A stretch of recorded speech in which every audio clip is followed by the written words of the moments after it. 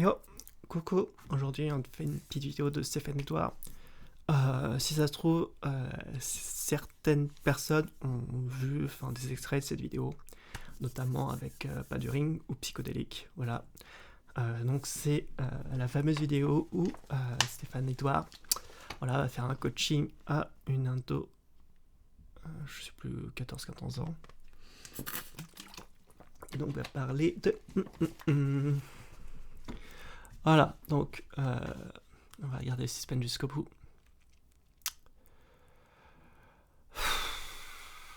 Ça va être dur, mais bon, quand faut y aller, faut y aller. On va essayer de mettre en plus rapide. Voilà. Ça enregistre. C'est parti. Quel est le pseudonyme que tu as choisi pour cette conversation Ça enregistre. téléphonique? Laura. Laura. C'est un bon prénom, ça, Laura. Tu es la record woman des plus jeunes petits chatons de mon élevage de VIP. Tu te poses des questions sur les relations. Et je suis de corvée de babysitter aujourd'hui, donc je vais te garder pendant un petit quart d'heure en essayant de t'apprendre des trucs sur les relations, parce que c'est le deal. Tu t'es inscrite avec ton papa, un abonnement VIP dans le cadre de la promotion de janvier. Un acheté, un offert.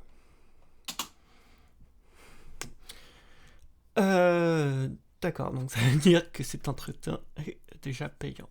Ok. Donc aujourd'hui, c'est moi qui suis de corvée. Vas-y. Et je te confirme que je t'ai informé. Je t'ai informé que tu étais enregistré et Oui. tu l'as accepté. Oui, très bien. Donc tu auras donc plusieurs dizaines de milliers d'auditeurs sur YouTube. Ça sera un peu ton dépucelage YouTubesque. D'accord. Alors, du coup, moi, je voulais vous appeler pour vous demander... Donc, j'ai un copain qui habite à distance, qui est... donc, je le vois un week-end sur deux, ou alors tous les week-ends. Et je voulais savoir, parce que, en fait, je suis très très jeune, comment est-ce que je pourrais garder une relation saine à distance et un peu, je veux dire, avoir une relation sur le long terme. C'est-à-dire, pour moi, le long terme, c'est peut-être 2-3 ans, voire plus, si on s'entend vraiment très bien. Voilà, pour le moment, c'est le début, mais je voulais savoir... ça fait 2 mois qu'on est ensemble et... Voilà, je voulais savoir comment garder cette relation à distance. Bon, on va essayer d'être simple, on va essayer d'être bref, et on va essayer de pas trop épouvanter les autres éventuels ados qui auraient eu la bonne ou la mauvaise idée de nous prêter leur oreille pendant quelques minutes, entre deux sites internet genre Mademoiselle, ou entre deux magazines féminins libéraux, progressistes, féministes et tutti quanti. Bah écoute, Laura, la clé, c'est assez simple, c'est qu'il faut que ce soit plus lui qui te cherche que le contraire. Tant que c'est lui qui va te chercher, ça va durer, peut-être même indéfiniment. Quand tu lui auras offert la sécurité et l'assurance que tu es acquise, eh bien, il va progressivement se détourner de toi. Eh ben, ça commence très mal. Voilà. Stéphane Edouard, pire coach en relations humaines. Voilà. Non, surtout, ne faites pas ça, et je sais pas. Au bout d'un moment, faut arrêter de penser que... Je sais pas comment il pense, en fait. Genre, il pense juste en conquête, mais non. En fait, si vous voulez avoir de bonnes relations, il faut que vous parliez entre vous et que vous vous connaissiez, etc. Le but, là, je pense que c'est la pire solution possible qu'il propose. C'est genre, elle serait en train à moitié de le ghoster, etc. Non, c'est juste nul. Ça va jamais, c'est le meilleur moyen pour qu'il parte, en fait, tu vois. Parce que quand t'es avec quelqu'un et que tu l'aimes et que tu vois que cette personne est à moitié en train de te ghoster, au bout d'un moment, tu vas en avoir marre, tout simplement, et voilà, tu vas peut-être partir.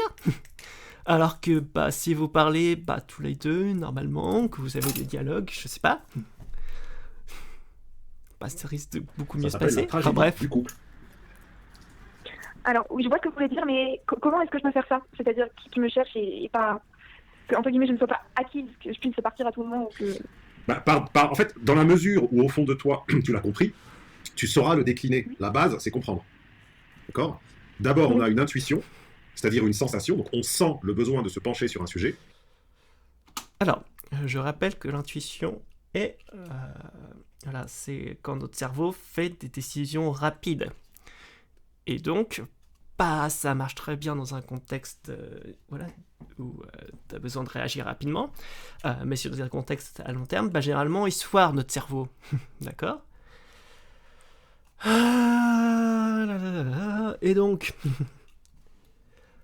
je sais pas ce qu'elle a compris, mais bref, Mais si vous voulez bien vous entendre et garder une relation,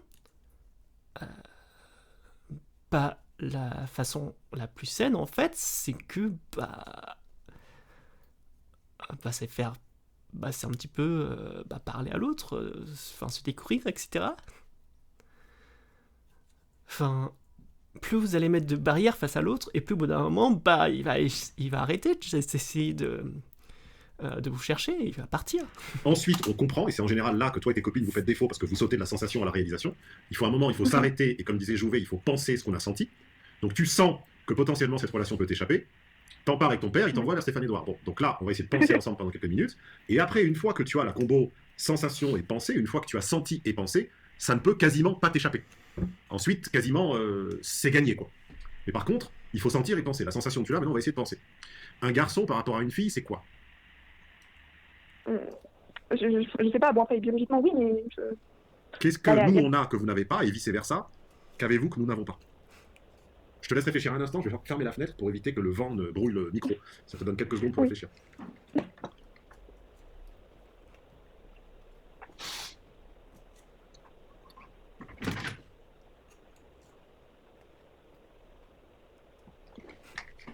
Ça y est, alors je t'écoute. Surprise.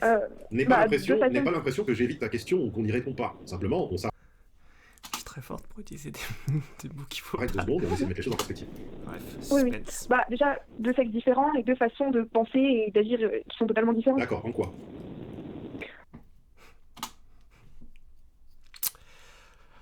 Ah là, c'est stéréotype. Non, tout le monde réfléchit de façon différente en fait. C'est fou, hein. Waouh, je vais prendre 10 femmes cis et 10 femmes... 10 femmes et 10 hommes, ils vont tous penser de façon différente, parce que ça dépend de beaucoup plus de choses que tes chromosomes. Je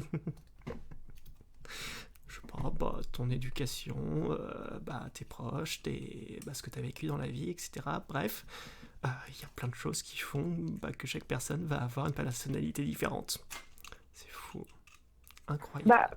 Je sais pas trop comment expliquer ça. Après, une femme va être généralement beaucoup plus émotionnelle qu'un homme et irrationnel qu'un homme qui va être vraiment très rationnel. Je fais ci, ça, parce que... C'est faux dans le domaine des relations.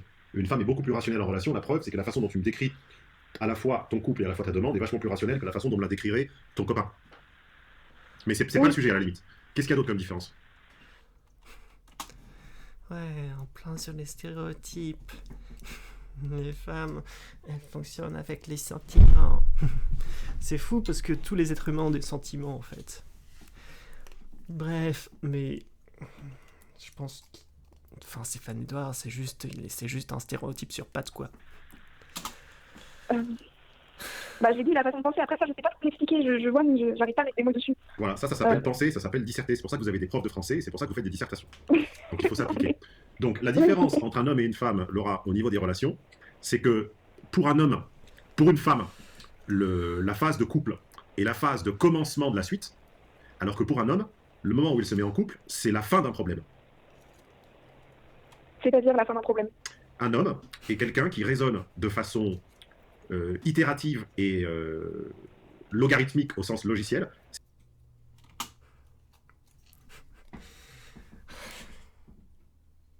Logarithmique. Alors, il va falloir m'expliquer comment quelqu'un réfléchit de façon logarithmique. Mais tu fais juste un camoulox, comment ça se passe? Tu t'es dit, je vais mettre des mots compliqués, comme ça va être impressionnant. Bon, on va vérifier ce que c'est. Oh, coucou toi. Impératif. Qui est répété plusieurs fois. Ok. Logarithmique.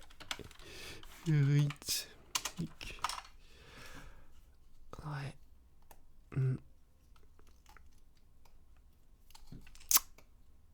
Encore, je peux comprendre itérative. Mais logarithmique, ça n'a strictement aucun sens. Je cherche une solution. Soit je la fabrique tout seul, soit je la copie sur quelqu'un, soit je l'achète. Et quand ce problème est réglé, il n'existe plus jusqu'à ce que j'en ai un autre qui se produise. D'accord. Alors, je je pense avoir compris le fond de sa pensée. En gros, tout ce qu'il dit, c'est les mecs, ils pensent juste qu'à baiser, quoi. Une fois qu'ils ont baisé, ils vont chercher notre partenaire. Voilà, c'est super. Je suppose que c'est peut-être sa logique, mais attribuer cette logique à tous les hommes, c'est complètement stupide. Surtout que même parmi même les droits tardés, je suppose même parmi les petits chatons, il y a peut-être des hommes qui veulent fonder des familles, d'accord? Et donc, ça rentre en contradiction avec ce que vient de dire quand Stéphane. Un homme, le célibat est un problème, dans la mesure où la puberté arrive. Le célibat n'est pas un problème jusqu'à 13 ans et demi, 14 ans. Après, les hormones arrivent, et le célibat devient ultra pesant, parce qu'il faut se tirer sur la tige tout le temps. Alors, déjà, pourquoi le célibat pour les femmes ne serait-il pas important? Déjà, est-ce que le célibat est-il important pour chaque personne? Il y a des personnes pour qui c'est pas important, pour qui ça l'est. Bref. Et tout à coup, en urgence, on se met à s'intéresser aux femmes.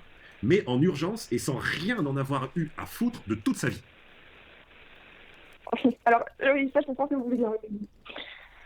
L'homme, le petit H, l'archétype du petit H, ne va pas chercher une femme pour ce que tu appellerais construire ou pour décupler ses forces ou ses potentialités. Au contraire, avoir une nana, ça va le couper de ses potes.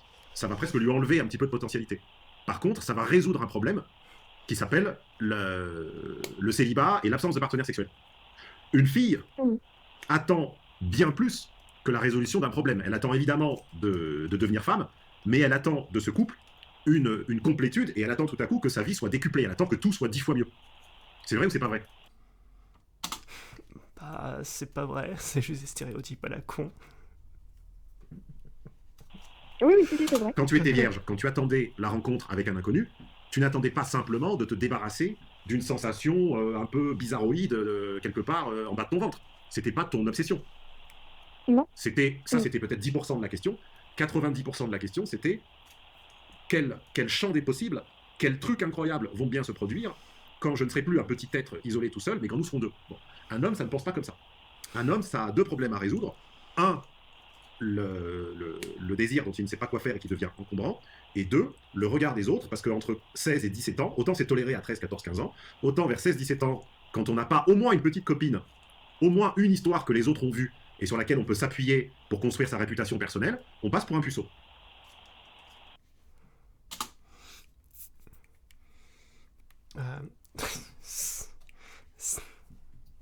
C'est une vidéo autobiographique ou comment ça se passe? Enfin, c'est lourd. Je pense que en fait, ce qu'il pense de sa vie, c'est ce qu'il a vécu. Il fait ça, il fait des généralisations à outrance, comme si tout le monde pensait comme ça, etc. Si tout le monde est...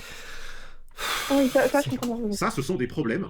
Et un homme est programmé pour résoudre des problèmes les uns après les autres et s'en désintéresser. Programmé? Ah bon? Ça n'a aucun sens.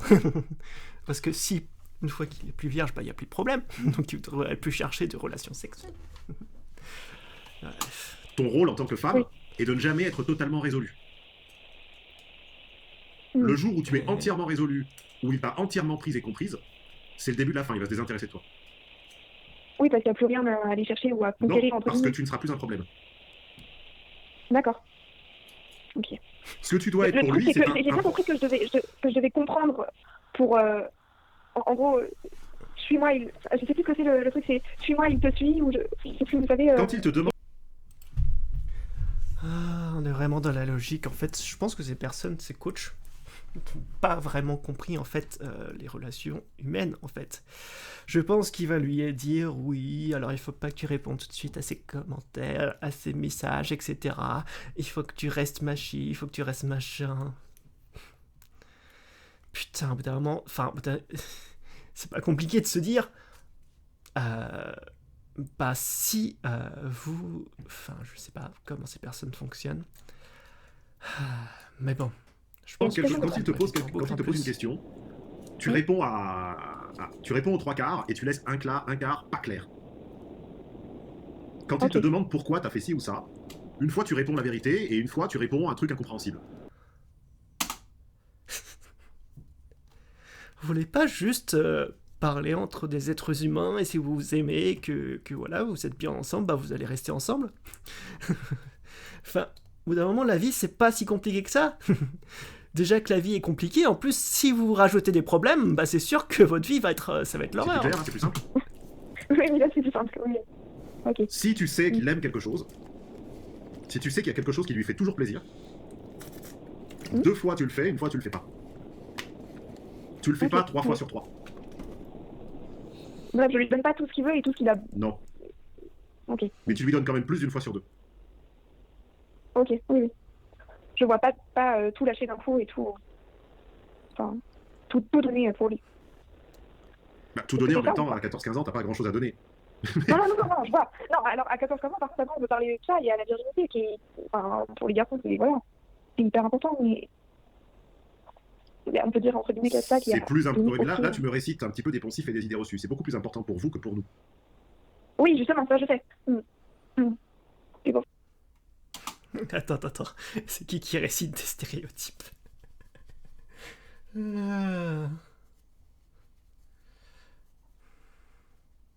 Oui, d'ailleurs, c'est tellement pas important pour les hommes que si t'as pas eu de première fois, t'es vu comme un puceau. La preuve. Soyez logique un petit peu. Enfin, je sais que vous avez du mal à réfléchir, mais au bout d'un moment, C'est pour ça que. faites un Dis-moi, effort. enfin. Ce qui peut aussi permettre de le tenir comme ça, c'est de ne pas lui offrir ça pour le moment, de le faire attendre pour. Ah bah ça, c'est certain. Ça peut aussi. Oui, ça c'est. Oui, clairement. Ça, je pensais naïvement et stupidement que vous aviez déjà des rapports, mais autant pour moi, je me suis trompé. Bah non, là, effectivement, moins, plus c'est offert, moins ça a de valeur. Mais c'est pas une question d'offrir ou de quoi que ce soit, c'est pas compliqué, d'accord? Au bout d'un moment, si vous avez envie de tous les deux faire l'amour, bah faites-le. En fait, il faut qu'il y ait un consentement des deux. Tu vas pas dire « Ah non. Non, au bout d'un moment, faut arrêter avec ces idées à la con, comme quoi il faut pas se donner au bout d'un moment, qu'il faut attendre je sais pas combien de semaines ou combien de rendez-vous. Non, c'est en fonction de chacun, en fonction... Bah voilà, enfin c'est pas compliqué. Si toi t'as envie de faire l'amour et que ton partenaire a envie de faire l'amour, bah faisez l'amour, c'est pas compliqué, non? Par contre, donc là, on a enchaîné des banalités pendant 30 secondes, pour essayer de remonter le niveau au-dessus de la banalité, n'oublie pas par contre que, effectivement, lui offrir ton corps trop vite, c'est le déprécier, ça c'est sûr. Ne tombe pas en revanche dans le piège inverse, qui est d'avoir une attente démesurée par rapport à la première fois. Parce que ta première fois avec un type de ton âge, j'imagine qu'il a ton âge, plus ou moins un semestre ou un an maximum, c'est ça? Là on va commencer à rentrer dans les trucs un peu hard.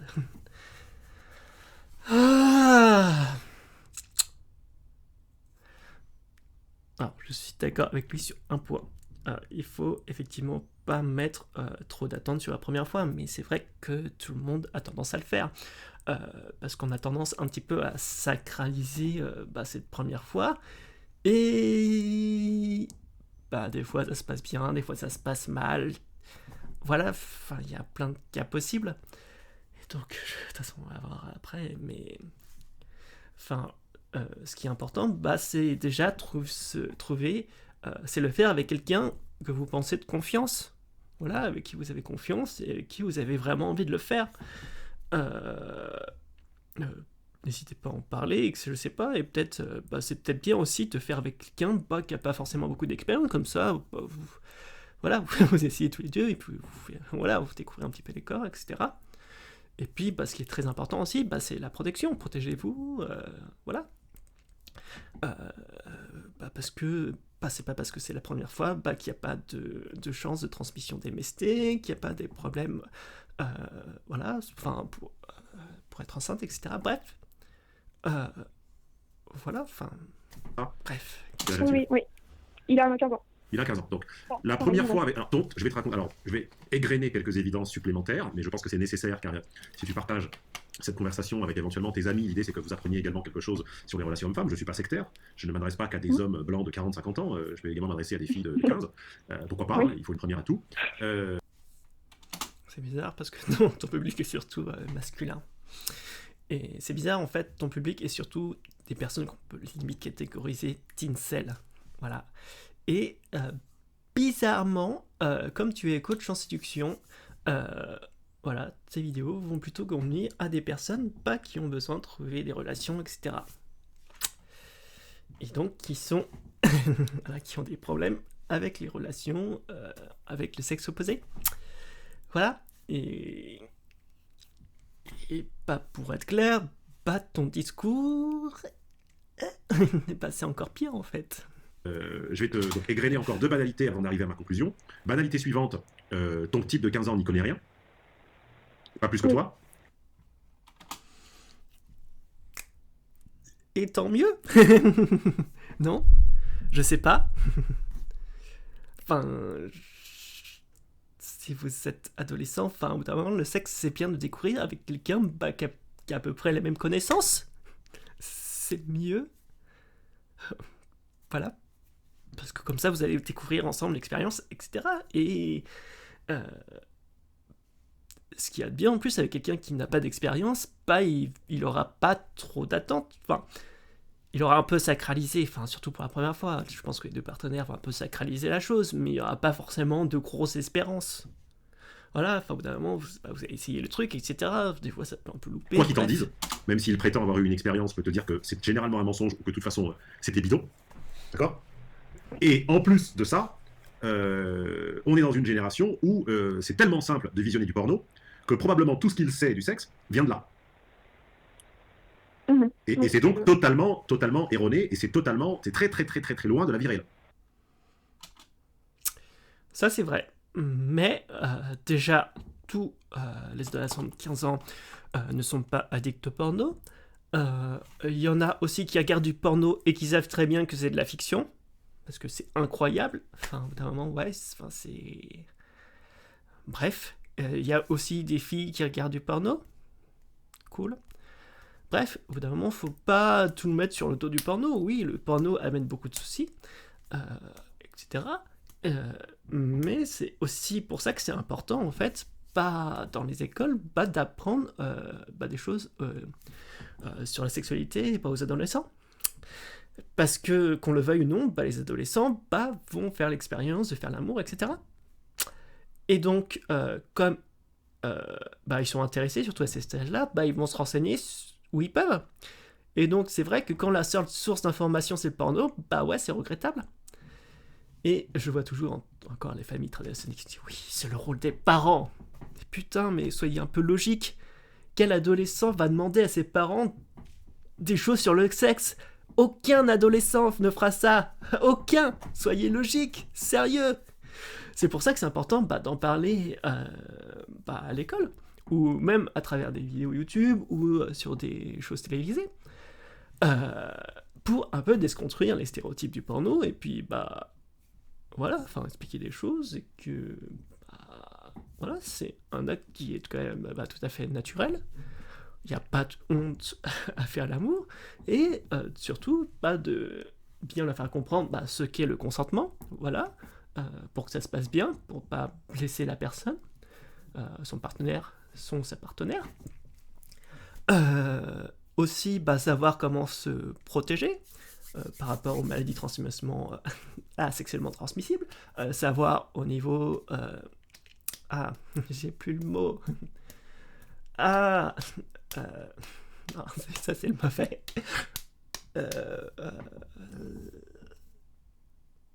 Je trouve plus. Merde. Voilà, au niveau de la capote, etc. Bref. Et malheureusement, des fois, oui, c'est vrai. Des fois, il y a des adolescents, ils cherchent des choses, et quand ta seule source que tu trouves, c'est le porno, oui, ça peut être dramatique. Mais bref, penser qu'un adolescent va avoir des stéréotypes sur comment faire l'amour parce que peut-être il a regardé 1 ou 2 fois du porno, faut pas non plus exagérer, quoi. C'est juste des stéréotypes à la con, et bref. Donc le problème, c'est qu'une fois qu'on a fini d'égrener ces banalités, mais qui sont quand même des vérités, on comprend une chose. C'est ce que j'explique dans mon séminaire sur la psychologie de la sexualité, CF, la playlist des extraits gratuits de séminaire disponible sur ma chaîne YouTube. Quand on comprend que ça sera fatalement décevant avec un adolescent ou un préadolescent, il y a 2 options qui s'offrent à vous. Et là, encore une fois, je parle de façon hyper logique et pragmatique. La première option, c'est de justement ne pas choisir un adolescent et de prendre un homme un peu plus mûr. Bon, là, le problème, c'est qu'à notre époque, ça se termine en prison. Ouais, ça s'appelle de la pédophilie. Trop cool. Donc tu es en train de dire à une jeune fille, pour que sa première fois ne soit pas décevante, il faut que tu commettes un acte. Il faut que tu le fasses avec une personne majeure. Ça n'a aucun sens. Est-ce que tu te rends compte de la gravité de tes propos? Et en plus, bien sûr que ça tombe sur le coup de la loi, Avec abruti. détournement de mineurs, violence et compagnie. Donc ça, c'est une option qui va disparaître. Mais qui était Oui, je sais. Mais très... d'habitude, de toute façon... Pardonne-moi. de toute façon, à la base, je cherchais pas du tout le personnage, ça m'intéressait pas, je l'ai trouvé pas intéressant, entre guillemets, pas mûr du tout, pas... Mais Enfin, ça m'intéressait pas du tout. Je ne suis pas en train de te juger, ne te sens pas à juger. J'essaie de formuler un raisonnement qui tienne debout, indépendamment des individualités en présence. C'est la base d'un raisonnement. Si un raisonnement ne fonctionne que sur Laura à 15 ans de Coulommiers, alors c'est pas un raisonnement, c'est juste ton anecdote. Donc je dis, pour échapper à la trop grosse déception de la première fois, il n'y a que 2 solutions et pas 50.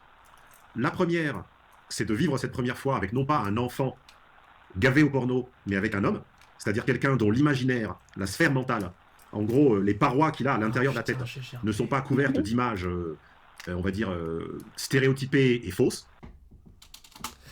Donc, on a Stéphane Edouard, qui est peut-être l'une des personnes qui a la vision du monde les plus stéréotypées sur les relations hommes-femmes, qui est en train de dire à une adolescente, pour que sa première fois ne soit pas décevante, qu'il faut qu'elle le fasse avec un adulte. Qui, bien sûr, on sait très bien que les adultes ne regardent pas de porno.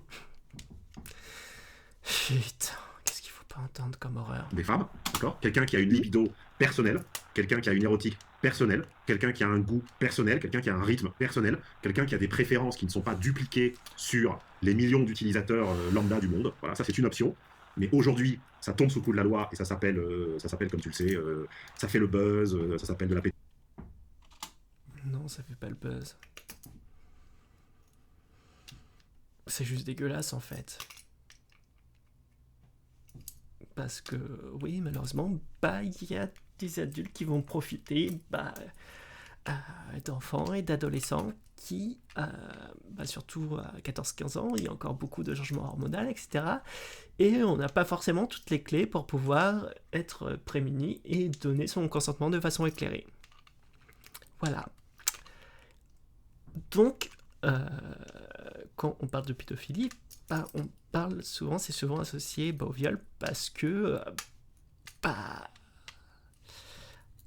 le consentement n'est pas vraiment éclairé. Ou soit il n'y en a pas, ou soit il n'est pas assez éclairé. Pédophilie, etc. Machin. Bref. Ouais. Donc c'est une option qui va disparaître ou qui va être réduite à la clandestinité. Option numéro 2, ça consiste effectivement à découvrir la vie amoureuse avec quelqu'un de votre âge, mais à réduire vos attentes. Parce que si vous attendez trop, vous allez être très déçu. Et si vous êtes très déçu, et qu'en plus vous rajoutez le côté que non seulement ça va être décevant, mais que ça va... Évidemment, pour avoir des attentes, il faut connaître un petit peu le sujet.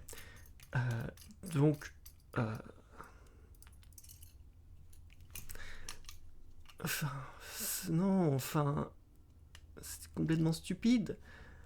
C'est important de ne pas sacraliser ce moment, mais au bout d'un moment, c'est normal de vouloir faire en sorte que ça se passe bien.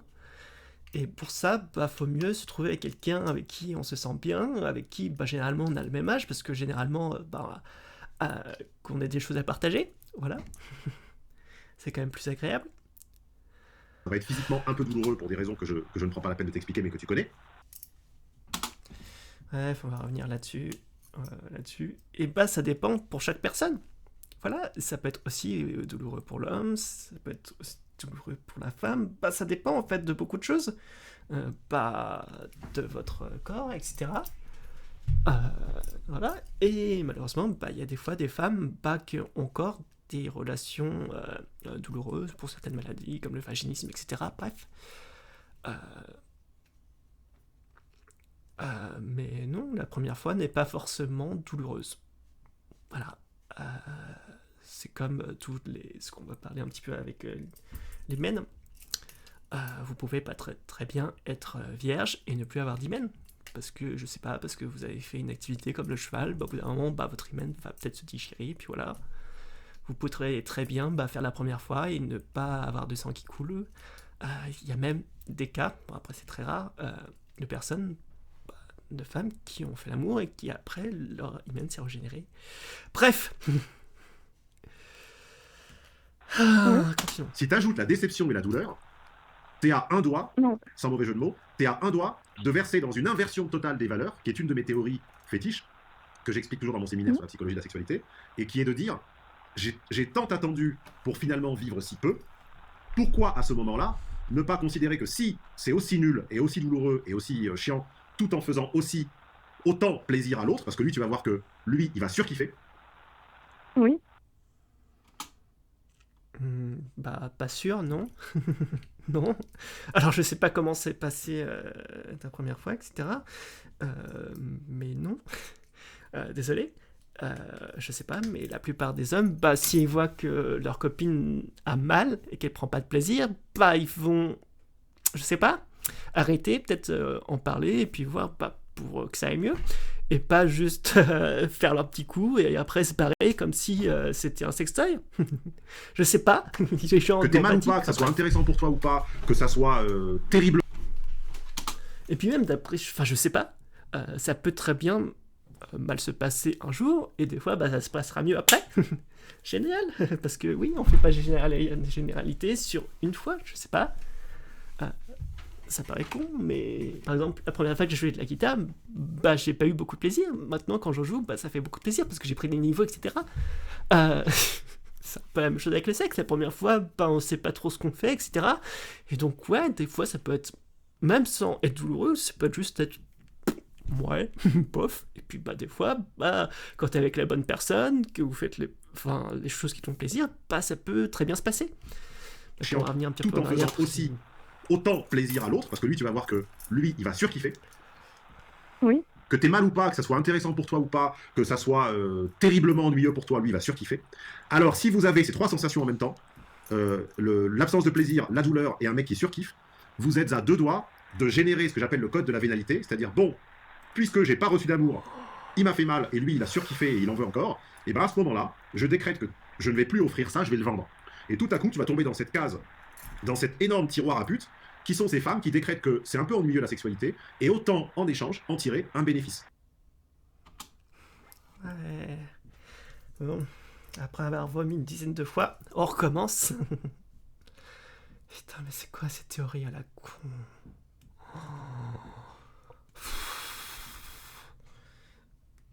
Non. Les personnes déjà qui font de la prostitution, déjà, le font dans l'immense majorité des cas parce qu'elles n'ont pas le choix en fait. C'est que il faut bien bouffer. Bref, mais non, c'est... Et puis même, vous avez droit en tant que femme de pas aimer forcément les relations sexuelles. Point. Je vais pas trop parler un petit peu de la vente de son corps, etc. parce que c'est un sujet que je maîtrise absolument pas et que j'ai pas les connaissances pour ça.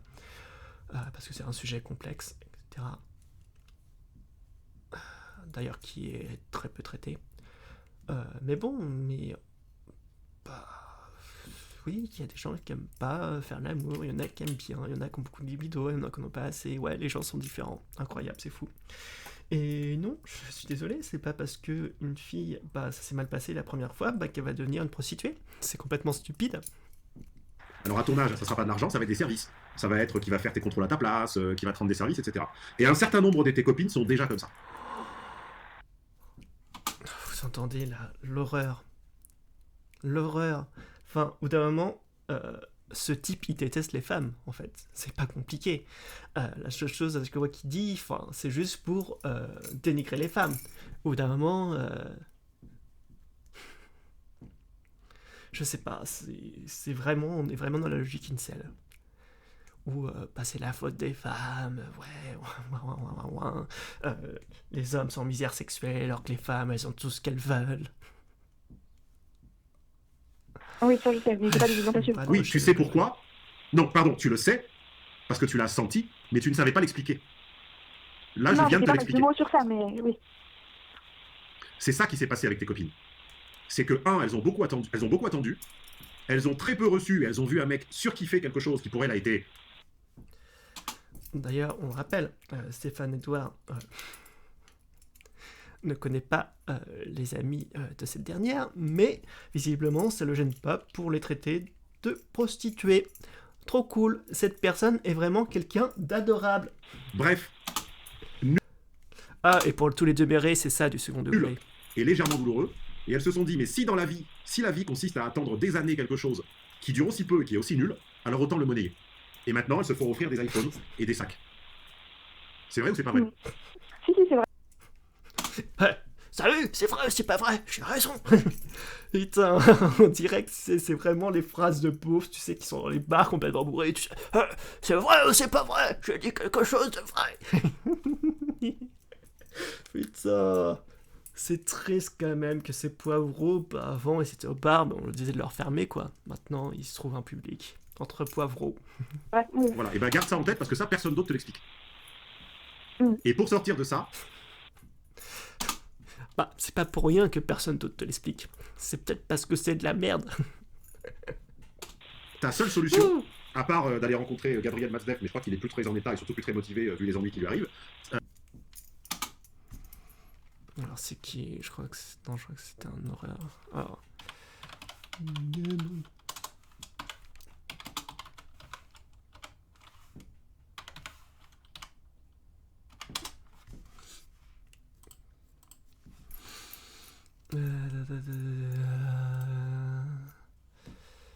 Famille, jeunesse, formation, carrière, conviction, condition, peur.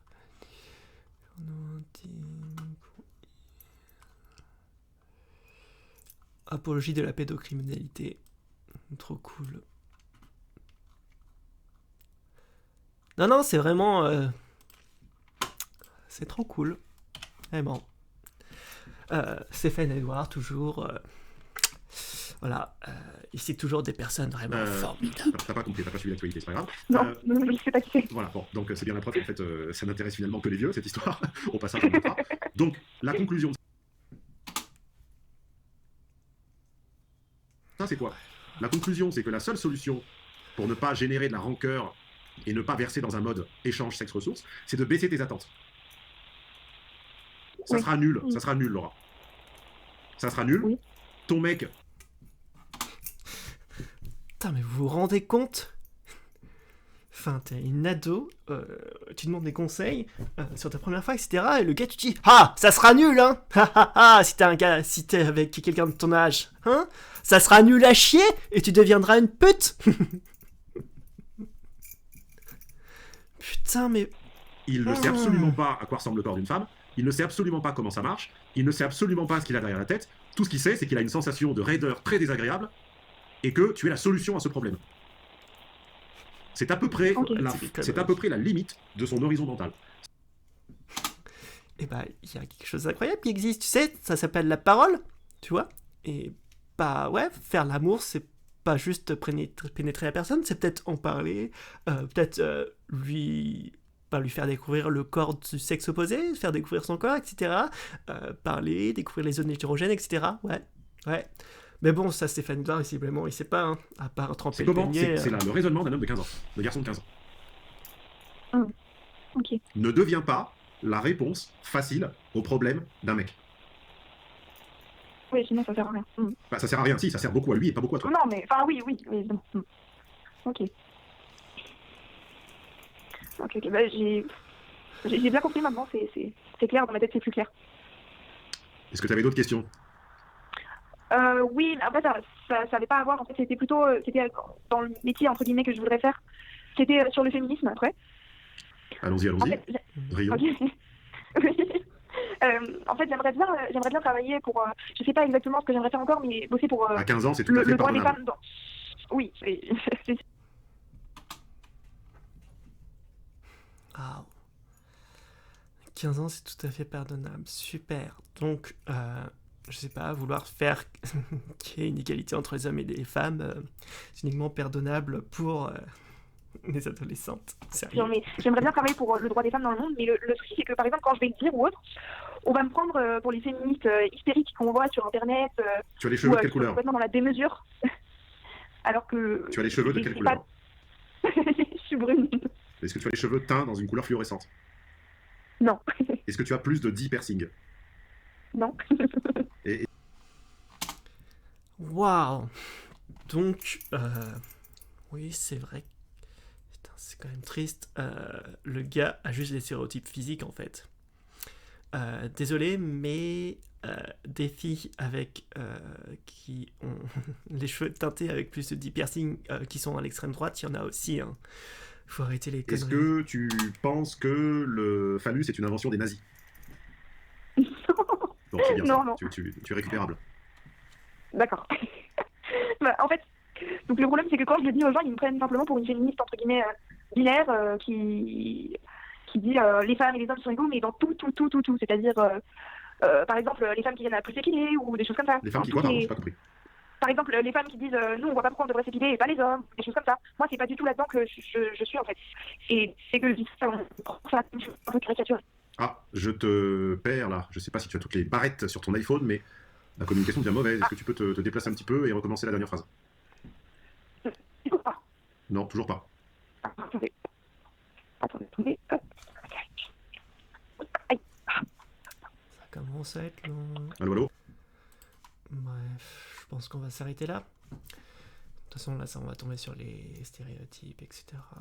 C'était pas vraiment le but de cette vidéo. Enfin bref, Stéphane Edouard, toujours dans les pires coups. Merci d'avoir défié cet entretien plein de bon sens. Ouais, on parle de pédophilie, mais c'est plein de bon sens. Un misogyne qui donne des conseils à une ado. Étude de cas. Étude de cas très constructive comme à ton habitude. Super.